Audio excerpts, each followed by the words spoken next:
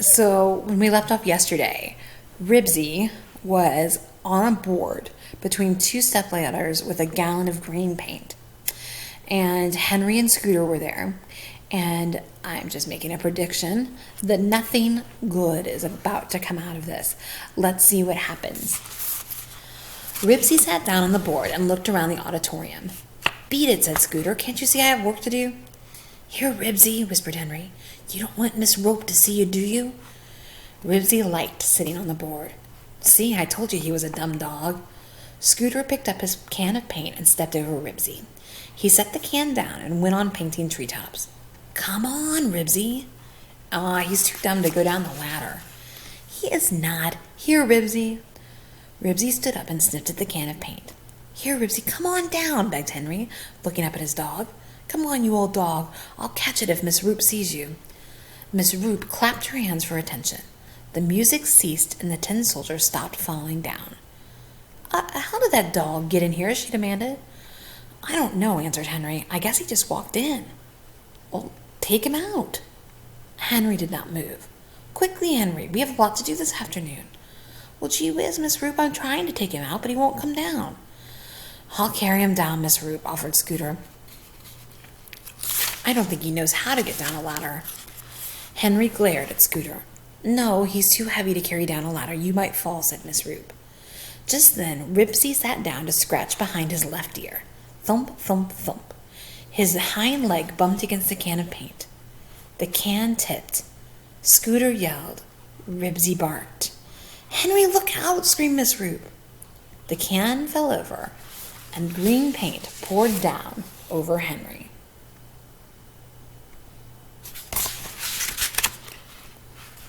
"Whoa," said Henry as he heard Miss Roop run up to the stage. He heard her, but he couldn't see her. He had to keep his eyes shut. The cold, oily paint was dribbling down his face and neck. He could feel it dripping off his ears. Miss Roop made a squeaking noise. Then Henry could feel her rubbing his head with something made of cloth. "Run and get some paper towels," she called to the other children. She wiped away at his face. "Oh, I knew I shouldn't have let those boys use real paint. They should have used poster paint. It would have washed off. Oh, dear, I'm afraid your shirt is ruined." Henry heard Ribsy barking. When he could see again, he found all the tin soldiers and polar bears and PTA mothers crowded around him. Miss Roop began to scrub his hair with paper towels. "Oh, that's all right," he said to Miss Roop. "It's an old shirt anyway." The towels she was wiping him with felt scratchy on his ears and neck. Ribsy continued to bark and to pace back and forth across the board as he looked down at his master. "Quiet, Ribsy," ordered Henry. Ribsy stopped barking and looked anxiously at the floor. Then he looked at Henry.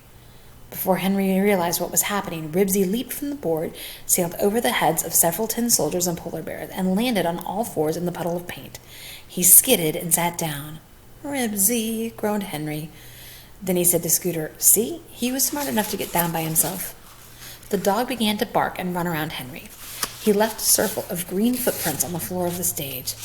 "Oh, Henry," wailed Miss Roop, and then said sharply, "Scooter, take that dog out of the building and carry him.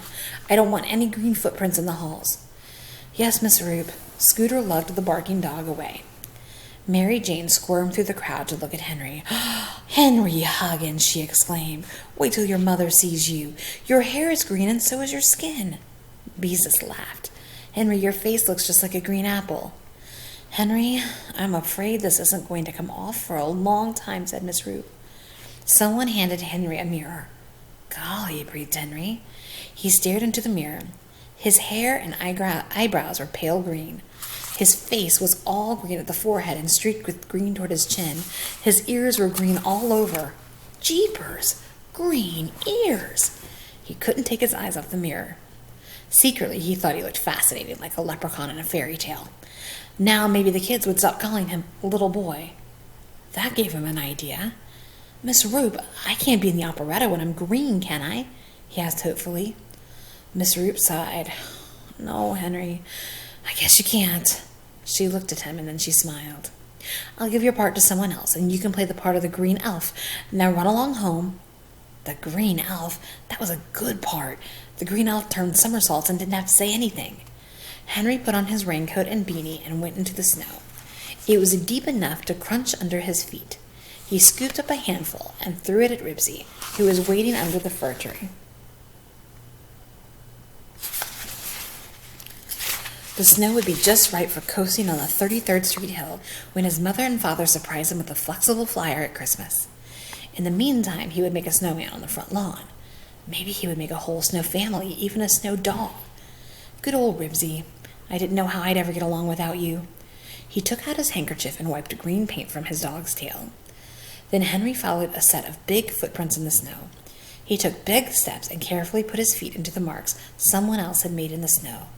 Jeepers, he exclaimed. I'm going to have a green Christmas and a white Christmas at the same time. Won't Mom be surprised? So Henry got his way, but always a disaster. It's never easy. So he got covered in green paint and couldn't be the little boy anymore, and he got to play the part of the green elf. So that was the end of chapter 4. Tomorrow we'll start chapter 5, The Pale Pink Dog, which just makes you wonder what Ribsy gets into. I'll see you guys tomorrow.